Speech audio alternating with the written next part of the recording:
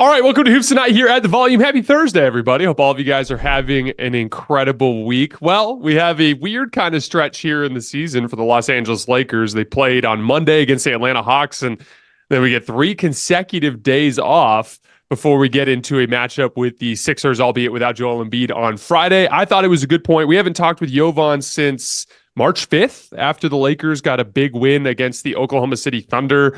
They've played 6 games since then. They've gone 3-3. They have wins against the Bucks, Timberwolves, and Hawks. 2 quality wins in there. Losses to the Warriors and the Kings twice. All 3 pretty concerning losses. So good chance for us to take a little bit of like a deep dive into the Lakers before we head into the stretch run to see if there's anything left to be achieved this season.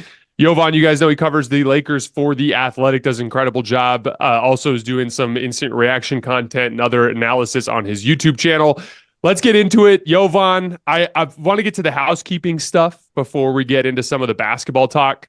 So there's been lots of conflicting reports about the injured Lakers players and their return to the floor and their timelines. I've seen stuff saying from Darvin saying that Gabe and Jarred Vanderbilt are progressing nicely. I've seen reports that none of them are going to come back this season at all whatsoever. For the record, 3 weeks from Sunday is the final game of the regular season. So I'm going to try to nail you down to a date here, Jovan.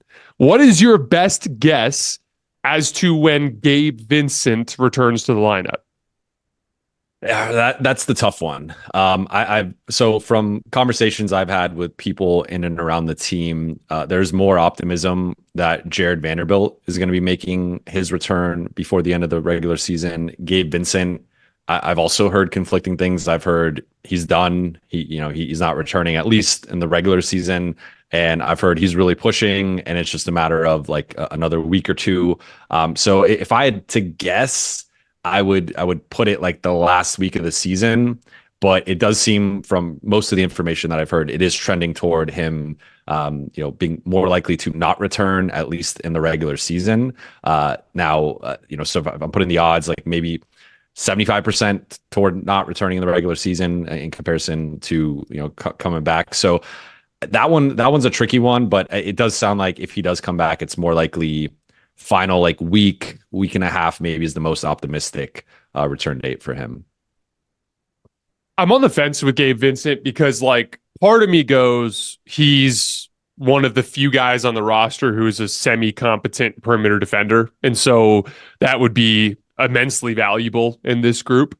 But the other side of that, I look at the roster and I look at kind of Spencer Dinwiddie as the same type of guy, but bigger and probably not as good off the ball, but better on the ball, probably a little bit better defensively than Gabe as well. And so I don't really see much of a rotation opportunity. Like, I don't think you're going to jam Gabe into the rotation and kick Austin or D'Lo out. It's going to be Spencer that sacrifices minutes. And then obviously guys like Max and Cam that end up sacrificing minutes. And so then I look at the other side of it and I go, if he has a knee issue, he's on a 3-year contract, right? If I'm not mistaken. I think there's a player option in the final year. So like Lakers have team control over him next year for sure.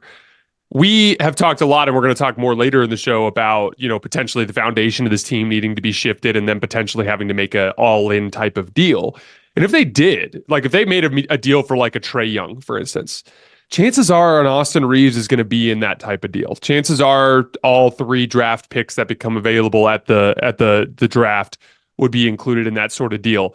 All of a sudden, a guy like Gabe Vincent at $11 million a year still on the payroll becomes immensely valuable to the team heading into the following season if you were to make that sort of trade. And so I almost feel like getting him healthy into next season is more important than trying to rush him back this year into a role that's not necessarily as kind of like open and waiting for him as people think. Would you agree with me there? Yeah, and I think you can make the same case for Vando. Like Vando has more of an immediate opportunity to make an impact for this group, just given his skill set. But he has a 4-year extension that kicks in next season. So from the Lakers' perspective, it's not like either one of these guys are impending free agents where as cold as it might be, like you don't necessarily factor in their future with your group. And it's just about like, hey, can you help us, make a run in the postseason. But with both players, they have something invested longer term, and potentially putting that at risk for a group that right now is looking like it's going to be locked into the 9 or 10 game, depending on barring a disaster from Dallas or Phoenix, like the Lakers are going to be the 9 or 10 seed. So I think for them, it's something they're kind of weighing too, of just like, I think Vando is a more likely to return. And that's the one that, I mean, players have been openly talking about it. I've kind of found it funny where Rui Hachimura, we were talking to him at practice, and he had a line of like, talking about the starting lineup, and he was basically like, and Vando is going to come back and it's going to help our defense. And then Anthony Davis had another quote where he was talking about lineups, and he was like, yeah, then Vando is going to come back and that's going to shift things. So players have been openly, basically saying that Vando is coming back at some point. Now, with the Lakers' injury history this season, it's been all over the place in terms of information and what's been real, what hasn't been. I mean, Gabe came back technically in December and then had a setback, and we haven't seen him since. So like it has been kind of all over the place with that stuff. But I definitely think with Gabe, there's an element of you have him for a couple of years in theory, and whether it's preserving him as a trade asset or just preserving him as a potential guy who could step in and be that 3-and-D guard around your stars that you wanted him to be initially, I think there's some incentive there to not rush him back and force him to potentially re-injure it. And then with Vando, again, I think there's more urgency just because we saw right before the break, or right before he got injured, like he was playing great and he was headed toward returning to the starting lineup. And the Lakers had that double overtime win against the Warriors. That group, the group that they started last season with, played the final 16 minutes of that game and played great. And Vando, they were figuring out ways to use him offensively. He was shooting threes with confidence, operating at the elbows, operating as a cutter. So like they were starting to kind of figure it out. And just this is the way the Lakers season has gone. Another unfortunate break for them. But I think Vando is the one that I have more optimism in terms of his return. And I'm sure you're going to ask, so I'll just say, like, I think that one's more within the next couple weeks. But there's still hurdles. Like neither player has returned to practice yet, and that's a big sign of like, can they start doing contact? Still a ways out. So it's still a ways out. But based on both what we've seen publicly from the players kind of openly saying Vando's coming back, to some of the conversations behind the scenes, there's a lot more internal optimism with Vando. His foot freaks me out a little bit from the standpoint of like your initial point, which is like there's a case to be made that even with Vando, you're thinking about the future. And specifically, his foot strain was in that like upper middle part of his foot, which is where you can get into some weird injuries that could potentially be substantial, like 6 to 9 month type of injuries. And so I understand some of the reticence to force him back out there. That said, if he is ready, I think he's got to go. And the main reason why is he literally, this Laker team is so interesting to me because they are not like they don't have like team wide issues that are completely and utterly unaddressable, that are impossible to overcome. So for instance, like they don't have a team speed issue down the line. They actually have a good amount of speed at specific position groups, right? Like LeBron is still a guy that can bring speed and pace in transition. Jackson Hayes runs the floor really well. Anthony Davis, when he's engaged, can run up and down the floor. It's like just this specific position group. It's that like kind of 2-3 position group where they have very little speed and they have very little like they don't have a player on the roster like we've talked about all year that is a legitimate starter caliber guy that can play on both ends of the floor. And so to me, any hope for the Lakers making some sort of run surrounds Jarred Vanderbilt sliding back into that 3 spot in the starting lineup. And more specifically, like, kind of as we shift forward here, we're talking about this most recent stretch since the OKC game, 3-3. They beat the Bucks and the Timberwolves, 2 teams that are kind of slower, right? And down the roster. And they have fast guys on the roster, obviously, but they're a little slower down the roster. Then they run into teams like Golden State and Sacramento that have a ton of team speed that cause them a lot of problems. And so I look at Jarred Vanderbilt as the kind of guy that gives them a little bit more resiliency against some of their weaker matchups. And so from that standpoint, he is a complete and total necessity. What's so interesting is you had talked about, I remember heading into the deadline, that the Jarred Vanderbilt injury was going to add a layer of urgency for them to address that perimeter defense group. And it's interesting because we knew that. Everyone knew that, including the team. And then when Jarred gets hurt, you go this extended stretch without that position group filled, and then you have all of these issues. The thrill and excitement of March Mania is here, and DraftKings Sportsbook, one of America's top-rated sportsbook apps, is giving new customers a shot to turn $5 into $150 instantly in bonus bets with any college basketball bet. You could bet on absolutely anything. If you want to bet on UConn, or North Carolina fans can get in on this year to bet them to win the title, all the way down to teams like Stetson and Longwood to win the title. You can even bet individual seeds to win the title. You can bet anything on DraftKings for the tournament. Download the DraftKings Sportsbook app and use code HOOPS. New customers can bet $5 to get $150 instantly in bonus bets only at DraftKings Sportsbook with code HOOPS. That's HOOPS. The crown is yours.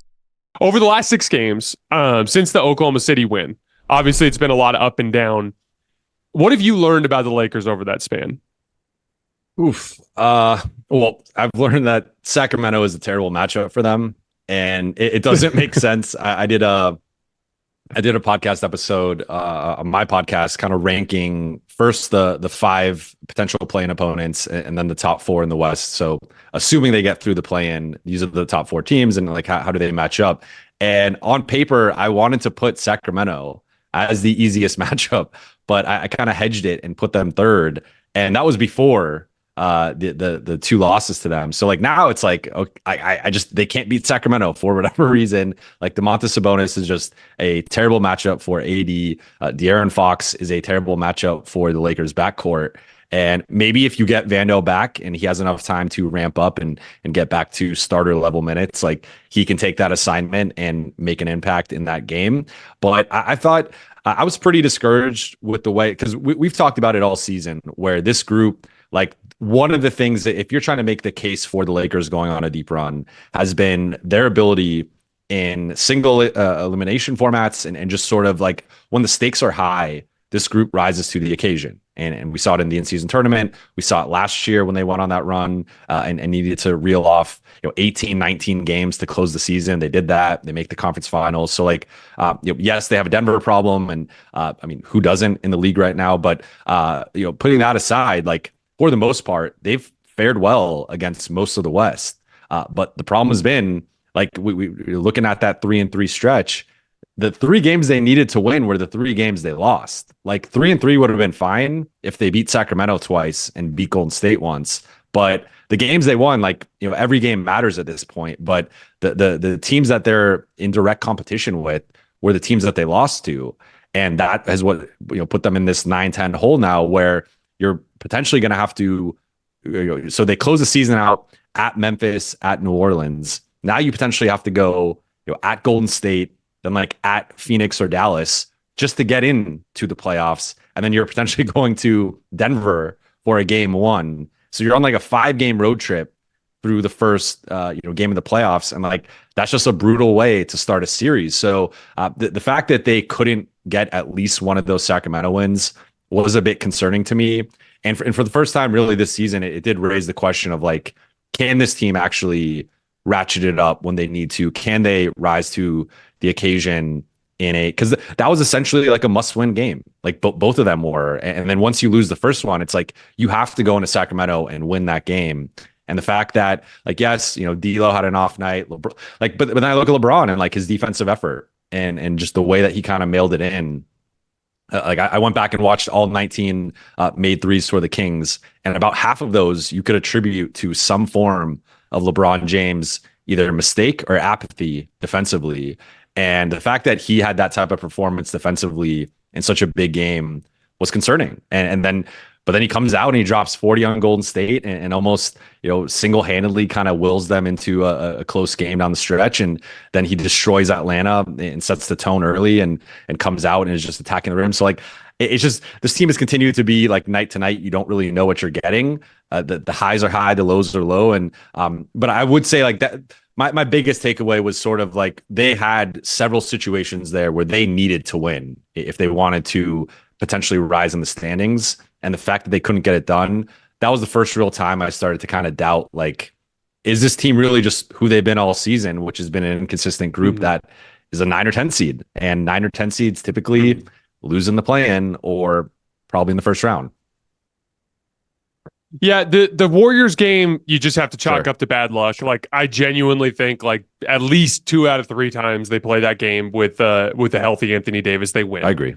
And like that, but at the same time, like when you go 3-10 in the middle of the season, that cuts substantially into your margin for error, which is, like that's the reality. You and I were talking before we recorded.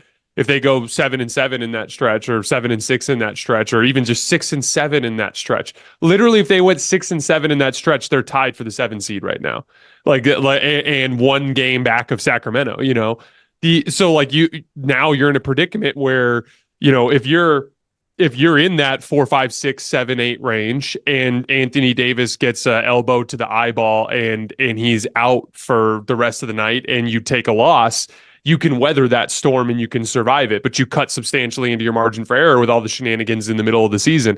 The Sacramento games, it's tough because the first one, I really just think like it was the kind of thing that happened a few times to the Lakers at home over the course of the season, like the Brooklyn Nets game, the Phoenix Suns game where they came in and beat them, where it's almost like they once they let go of the rope, it's really hard for them to regain control of the situation. Like they played really well in the Brooklyn game to start. And then when Brooklyn started going at them, they just could never regain the situation. Same thing with Sacramento, really good at the start. Then they get blitzed in that second quarter run and they can never regain control of the situation. The road game, it was just so many things went poorly from the start. Like literally, D'Angelo Russell has another disaster of a game. Anthony Davis has a disaster of a game. And then LeBron has a disaster of a game. And like, even though I do think Sacramento's a bad matchup for the Lakers and they give them a bunch of issues, like, I don't think that LeBron AD and D'Lo are going to play terribly every single time they play against them. Like LeBron, for all of the, like you talked about it, like LeBron literally in that game was just ducking under picks on Harrison Barnes and just letting him kind of settle into those easy kind of pullback threes. Wasn't making any sort of low man rotations, wasn't engaging himself physically to try to score the basketball. Like it was just a float through type of night when he's literally the one guy out of their core guys, because D'Lo does struggle against speed and ball pressure. Anthony Davis does struggle against low center of gravity power bigs. LeBron James has eaten Harrison Barnes' lunch every time they've played basically in his NBA career. That is a huge matchup advantage for him, and he just didn't bring it on a big night. Who knows what was going on, but he just didn't have it. And so like it's unfortunate because like literally just in that stretch, you get the win against Golden State at home and you just split against Sacramento. You're 5-1 and you're sitting 1 game back of the 7 seed. And so it's unfortunate. And so Austin Reeves said after practice yesterday, he said that he felt the intensity ratchet up after the last 2 losses. Here's my question. At this point in the season, like, should Laker fans just accept this Laker team for what it is, which is pretty mediocre? Or do you really think that they have a level they can ratchet up to try to salvage this situation? I think there's a level that they can ratchet up to, but I want to see it for more than 1 game against an Atlanta Hawks team that was 7 games under 500 entering the game and didn't have their best player in Trae Young, or arguably their best player if you want to make the case for DeJounte Murray. But like, I think them beating the Hawks by 30 was nice, but it's still the Hawks. And like, to me, I want to see them close out. So to close the homestand, they have the Philadelphia 76ers on Friday, the Indiana Pacers on Sunday. Like, I want to see them beat both of those teams and go into this 6-game road trip with some momentum. And I think those are both winnable games. Sixers obviously without Embiid. Pacers, you already beat them in the in-season tournament, and their defense has been historically bad at times this season. So like I want to see that, and then go into the road trip and go at least 4-2.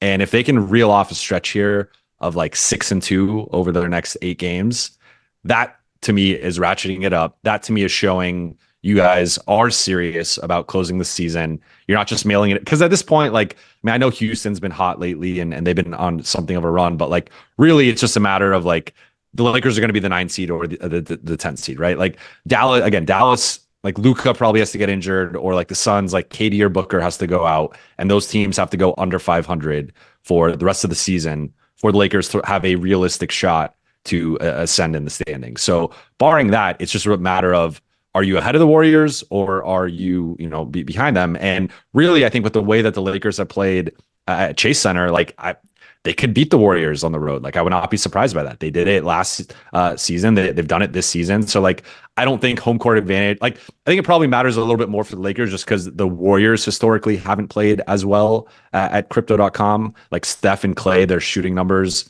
over the last few years have been a little bit lower. So, like, if the Lakers are the 9 seed, I do think they're going to win that matchup. If they're the 10, it's probably a little closer to 50-50. But, like, realistically, the Lakers could just kind of mail it in for the next 12, 13 games and be fine and just be, again, you're the 10 seed. All right, whatever. Like, you're basically on the same path. But to me, if they show a level of urgency over the next 8 games and go, like, one thing here is that they've been a terrible road team. And they, we can count like Boston, New York, like the memorable road wins. You can kind of, and Clippers, like, but some of those, for the most part, they've beaten lottery teams on the road. So, like, this is the stretch where you got Washington, Toronto, Brooklyn, now Milwaukee, Indiana. Those are a couple tougher games, but like, if they can go at least 4-2 on that 6-game trip, that to me is showing like this is a serious basketball team entering the play-in stretch with some momentum. If not, if they go 4-4 or 3-5 or whatever, like, I think at that point you just kind of have to say like that's who they are, and whether they get Vanderbilt back, whether they get Gabe back, whether they get Christian back for the play-in, like whatever, it probably just doesn't matter at that point. I think personal limitations are part of it. Like honest to God, guys, this is a group that has a gaping hole at one of the most important position groups in the NBA, which is like your point of attack defender group. It's been literally the biggest narrative surrounding the team all season long. That said, I do think effort is part of it because like the LeBron game in Sacramento, like Anthony Davis in both Sacramento games, like AD got his butt kicked in both Sacramento games, like literally. And so there's a certain element to it where LeBron and AD bring the physicality in the group, right? And Rui as well. And then Austin and D'Lo and Torian and a little bit of Spencer as well. They bring most of the offensive skill elements to the table, right? There's a certain level of variance there just with shot making and things along those lines. But if you get a combination of a specific personnel weakness at the point of attack and a lack of engagement from your front court, things can fall apart pretty quickly. And I think it is genuinely a piece of both. And there's a conversation to be had about LeBron James and Anthony Davis as the foundation. And I want to do that here in just a second, but I want to stay on the play-in for a minute. So I'm just going to put you on the spot and then I'll give my thoughts. Do you think the Lakers play a 7-game series in April? Honestly, with the way the last couple of weeks have gone, I'm going to say no. I think they win the first play-in game and lose the second play-in game. That's how I see it playing out. So this is super interesting to me because the Lakers are in a weird way built for the play-in tournament in a different way than some other teams. They do not rely on variance as much as everyone else. They're actually a good shooting team now. That's been like one of the most underplayed elements of the Lakers this season. They are now 9th in three-point percentage for the entire season. Remember all those metrics we were talking about early on about how they were just terrible at shooting in every phase, which, by the way, you and I kind of saw coming because we talked about during those phases, like these were good shooters that weren't making shots. Like the Lakers just have a roster full of good shooters. It didn't make sense that they were shooting as poorly as they were. And a lot of it had to do with just the rhythm and flow of their 5-out offense. They're shooting 40% from three since January 1st. That's the second best mark in the league over a now almost a 3-month span. So like they can really shoot, but they're 29th in attempts. Like they don't take a ton of them. And they're second in points in the paint per 100 possessions since January 1st. So like this is a team that like in any one game sample size, they do experience less variance in terms of jump shot result than most teams simply because they don't take a ton. That does bode well. I'm going to look at this through the lens of Jarred Vanderbilt being there. I think the Lakers are going to get the 9 seed. I think they're going to end up above Golden State. A big part of that is right now they're a game up, and they have a home game against Golden State on April. It's like in the first 9th. like week or two It's of a April. must win. Yeah. Yeah. And I believe the Lakers will win that game. So if they have Jarred Vanderbilt and they're healthy and they're good to go, I think they'll win that game. Even without Jarred Vanderbilt, I give them a good chance to win that game. I think in a LeBron AD physically imposing type of game, I think they would just find a way. So if they win that game, they're effectively 2 games up on Golden State. So I think they're going to end up getting that 9 seed. We get into a play-in setting. I believe obviously you'd be foolish to count Steph out. I'm not sitting here pretending like the Warriors can't win that game, but I would pick the Lakers to win that 9-10 game. Then we go on the road, and they're going to be against somebody in that group that we talked about, Sacramento, Phoenix, Dallas, right? All 3 of those groups, at the very least, LeBron, if not LeBron and AD, will have substantial physical advantages on the front line. And so if they can drag that game down into the mud, I like their chances. But what you always have to be cognizant of is like the buzzsaw type of game where you go in and the other team hits 4 of their first 5 threes and you're down by 9, 10, points in the first 5-6 minutes. And this team does have a little bit of like a let go of the rope thing going on, which we talked about earlier about the Brooklyn game and the Sacramento game. So like, I do think that I'm going to, according to Vegas, they have a little bit less than a 50% chance of getting in. I'm going to go on the other side of that and give them a little bit more than a 50% chance of getting in. I will not be the least bit surprised if they get eliminated. But I do think that it's not hard for me to see the Lakers winning a home play-in game and then going on the road and LeBron and AD just kind of playing bully ball and getting it done. And so I'm going to give them, let's just say, a 55% chance that I think they play a full 7-game series. And then from there, like, who the hell knows? Like, the top of the West is still completely jammed together. Like, that could go in 17 different directions here down the stretch. So, like, I maintain there's just a tiny, tiny, tiny little light at the end of the tunnel. Last thing I wanted to get into before we get out of here today. So, after this season, we have a mostly healthy LeBron James and Anthony Davis with a lot of young talent around them, albeit a roster that has some gaping holes. And you did some venting early on about the health, the medical staff, and there's some legitimacy to that. But for the most part, it's been a healthy LeBron James and Anthony Davis, and we're sitting in this play-in situation again. So do you think after this season, if the Lakers did get eliminated or if they lost in the first round, do you think we've reached a point where the Lakers have to consider tweaking the LeBron James, Anthony Davis foundation? Is that good enough anymore? I think it's still good enough. And I will read you some numbers here. So these are per Cleaning the Glass. LeBron and AD on the floor have outscored opponents by 3.3 points per 100 possessions, which if you extrapolate that into a team context, that would put them as like the 9th or 10th best net differential in the league. LeBron and AD with no Taurean Prince, plus 9.6 points per 100 possessions, which would be the 2nd best mark in the NBA behind the Boston Celtics. And the context there, of course, is like, obviously Taurean, if you're bringing him off the bench and he's just, a second unit guy playing 15 to 20 minutes a night, he's of course going to spend some level of time with LeBron and AD, but most of those minutes have come with starting groups and closing groups and like critical stretches of you're closing like the first half, you're closing a game. So really, I mean, the data is there of like, the Lakers have been much better with those two without Taurean, and that's often been with Jarred Vanderbilt or Rui Hachimura or Christian Wood as that third front court guy. And then looking at the big four, I'll call them. So that's the LeBron, AD, Austin, D'Lo, plus 4 points per 100 possessions, which is 8th best mark in the league in a team context. The big four without Taurean, so that's basically any starting group that doesn't include Taurean, and again, some closing groups, plus 6.9 points per 100 possessions, which is the 4th best mark. So the lineup data is there where basically any version of LeBron and AD or LeBron AD Austin D'Lo without Torian has been pretty successful. And of course, the sample size is a bit smaller because they have played so many minutes with Torian. So like maybe in an alternate universe, like Rui starts or Vando is healthy, and the numbers still aren't as great as they've been without Torian. But like really, like Torian's last on the team in plus minus by almost double the next guy. The next guy, next lowest is Jackson Hayes. Torian's almost double him.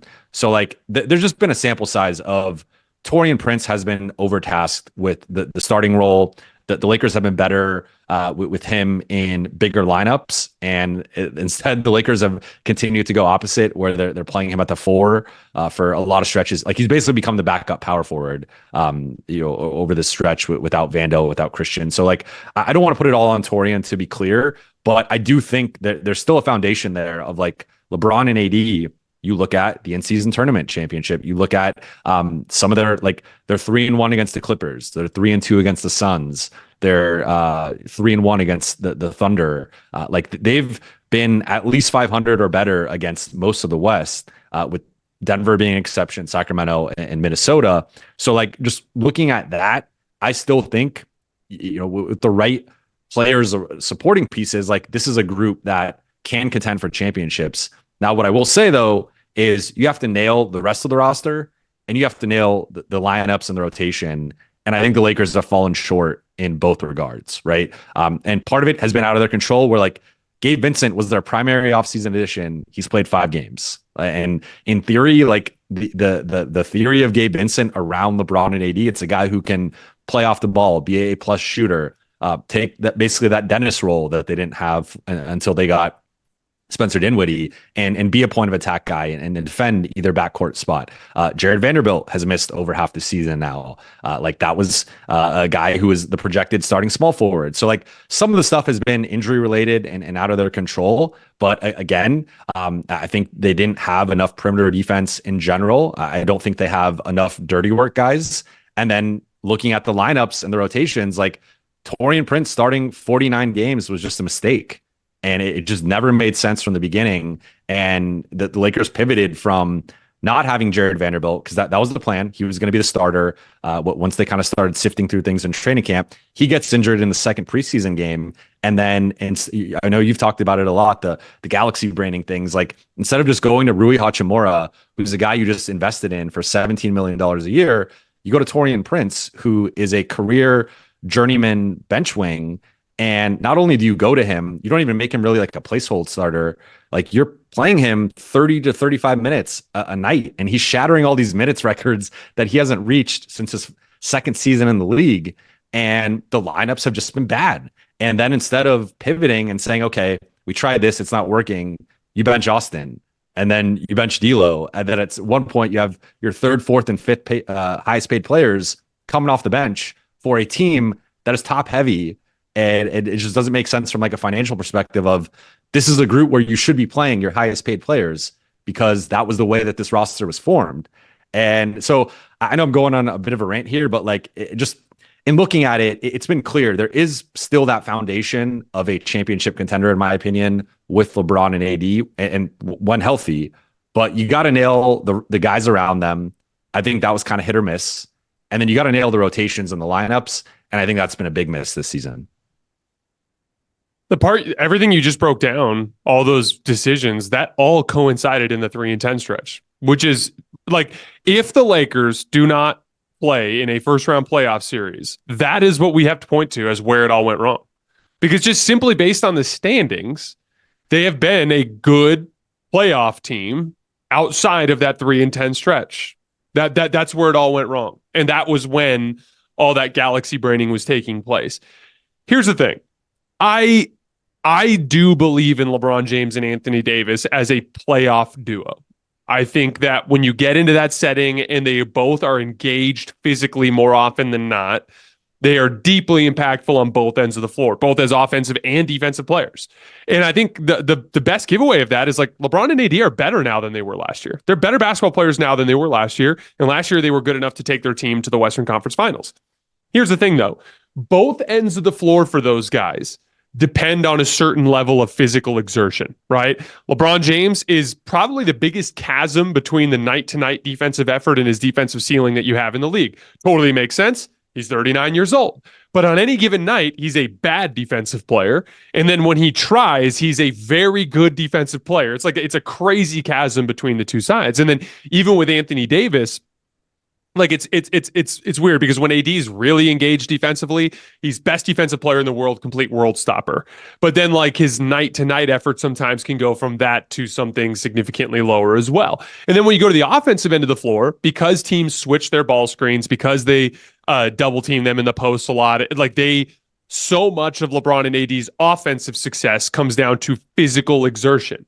And so because of that, because you have a 31-year-old AD who's had a bunch of injuries and generally is a guy that's not necessarily the highest motor player in NBA history, and because LeBron James is 39 years old, in the regular season for 82 games, you have a foundation that depends so much on LeBron and AD playing hard and playing with physical exertion. And so when they don't, like that, like one of the biggest things that went wrong in that Sacramento game is LeBron and AD just didn't bring it physically when they went on the road. And so again, like what I look at is like when you're an offensive minded star, like let me just talk about like Luka, for instance, because even on Luka's nights where he's not playing any defense, he's still just a supernova offensively. All of these guys that are like that, they do play hard on offense every night because offense is fun and they have this supreme skill set. And so they can bring it every single night. And in the 82 games, it impacts winning more than the two-way player that's dependent on effort and energy, because that effort and energy can wane. And when it wanes, their athletic gifts are not being weaponized as much. And so they don't have as much impact. And so I think there is a conversation to be had about LeBron and AD in the regular season. And the conversation is very simple. You either need to surround them with high motor athletes, or you need to surround them with, or put them next to a supremely gifted offensive player. And no, Austin Reeves and D'Angelo Russell are not good enough. So like, that's the thing. Like one of the things that I see in a potential Trae Young acquisition, if they were to make that sort of move this summer, and it could completely gut the depth chart and leave them some other holes. But at the very least, over an 82 game regular season, Trae Young brings so much to the table offensively that it would make up for a lot of the lack of physical exertion you can get from time to time for LeBron and AD. What you can't have anymore is like I think this season has been a strong indicator that just surrounding them with offensive skill that does not bring high motor athleticism to the table is not good enough, because those offensive players are not good enough to carry the offense. They require LeBron and AD to bring a certain level of physical exertion, and then they're also not good enough defensively. And so this team has been so dependent on LeBron and AD's effort. And so on any given night, when LeBron and AD really bring it, they can beat the best teams in the league, but they can lose to anybody because of the exact same reason. And so they are now this particular build, which is essentially, I would argue, it's offensive skill around LeBron and AD. It's D'Lo, it's Austin, it's Taurean Prince. Even Rui Hachimura is a guy that brings a certain level of physicality to the table, but he can not rebound as well as you'd like and not defend as well as you'd like from time to time. The only guy there that's a professional defender is Jarred Vanderbilt. He's the only guy. And so now that he's gone, you've seen all of those limitations. And so I think that after this season, like, you absolutely have to tweak in one of those two directions. You either need to get a star guard in here, like a real star guard that can run the entire offense for 82 games so that LeBron and AD can do what they want to do for 82 games, which is set screens and roll into the open parts of the floor and let other people do the work. That's just their personality at this point. So you either got to do that, or you got to put a bunch of Carusos and Vanderbilts and Bruce Browns types around them so that even if they don't bring a ton of physicality to the table, the other guys will, and then you can win with defense. But I do think, as much as I agree with you that I believe in the LeBron and AD ceiling, I do think that they've got to do something different in the regular season, because this doesn't work. Do you agree? Yeah, no, we're totally in agreement. Like I think. And that's where I was kind of getting at, is like, I mean, I don't think they nail the supporting pieces. Like, I don't think they have enough of the dirty work guys. And like, they have this like if you look at some of the trends of the guys that they've signed, it's been a lot of pedigree guys, right? Like, I mean, Christian Wood, even though he wasn't a pedigree guy coming into the NBA, he's kind of become he's a name, at least if you're comparing him to like some of the other backup bigs in the league. Like most people know who Christian Wood is at this point, and then even Cam Reddish or Jackson Hayes. Like I think they need and I think even if they go the third star route, like you still have to add those dirty work guys, and it's going to be like a bunch of minimum dudes. Mm-hmm. But I think this roster ended up, and hindsight's always 2020, and it's easy for us to sit here and criticize it. Although I think we did have some of these concerns entering the season, and I think they've bore out to some extent. But like this roster, I do think ultimately trended more offensive than defensive, and then your margin for error was so slim with it, where you lose two of your better perimeter defenders in Gabe and well, your best in Vando, and then one of your best in Gabe, and like then all of a sudden it teeters, and like that. So I've been looking at for me, everything with the Lakers and kind of how I've been judging them recently has been looking at the numbers since February 3rd, because that is when Rui Hachimura entered the starting lineup, and that's basically been their rotation. Into like Christian played some of that, but like no Vando, because I think it's kind of pointless until we know Vando is for sure coming back or we see him back in the lineup. Like look at those numbers. Since then, they are second in the league in offense and 27th in defense. And that's where some of my pessimism comes in with them making a run in the play-in, is like, I just don't have confidence in their defense right now. And part of that is just the injuries and how things have shaken out. But like part of it is the roster construction. And like, so I look at it, I think they need some of those dirty work wing and guard types, but I also think they need a big man that you can comfortably close games with next to Anthony Davis in certain matchups against the Sabonis, against the Jokic, against even if Nurkic is just killing him for whatever reason. Like you need that kind of big bruiser that and it's a tough player to find, that they don't grow and treat, like, because ideally that player has some level of skill where they can be a DHO guy, or they could be potentially like a floor spacer, and again that's a very difficult player archetype to find. But like someone you can at least play for 15 to 20 minutes a night against Denver and against some of the top teams in the league, and like have confidence that they can hold their own, and if need be close next to Anthony Davis. And I don't think Christian Wood or Jackson Hayes is that level of big man.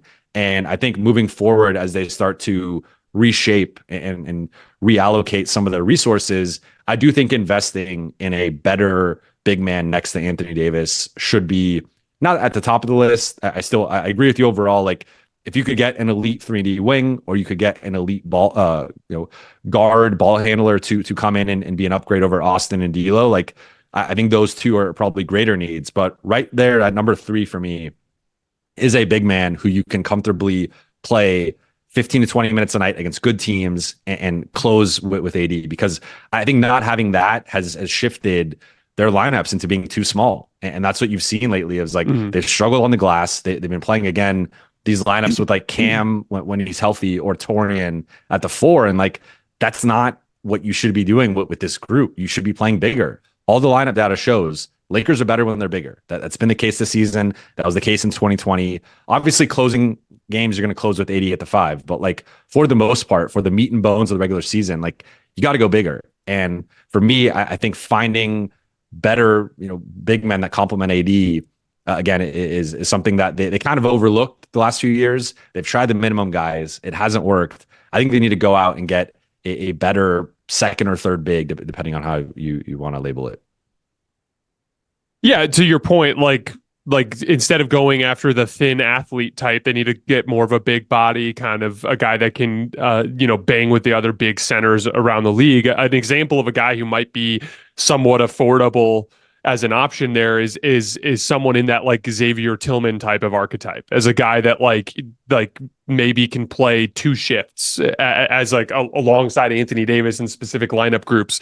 And I'm more talking about the archetype. I'm not even familiar with his contract situation off the top of my head, but like that's the kind of guy that is like a lower level center in the big in the league, that's more considered as a backup big, that can like kind of slide into that kind of position. But again, bottom line, they need to have some sort of more physical foundation around LeBron and AD. Like I think the best example of this offensive skill from a star kind of carrying you in the regular season that I can think of is like LeBron's jump shot. Like, think about how often this year the Lakers have been able to just kind of get through a regular season game that they otherwise would lose because LeBron's just hitting threes. I mean, even the Clippers game the other like a month ago, that was a great example. Like, they lose that game by 15 points if LeBron just doesn't hit a bunch of threes. And that's the thing is like when you have an offensive skill superstar like a Luka or a Trae Young, like you're going to win a lot of games in the regular season just off of offensive skill. And that's the thing is we found out is like Austin and D'Lo and even LeBron, they're not consistent enough as scorers to be able to do that sort of thing. LeBron requires a certain level of physical imposition to be a consistent offensive player. Same with AD. And then Austin and D'Lo are textbook like non-star guards that are going to have a certain level of inconsistency that is kind of natural with what their archetype is, right?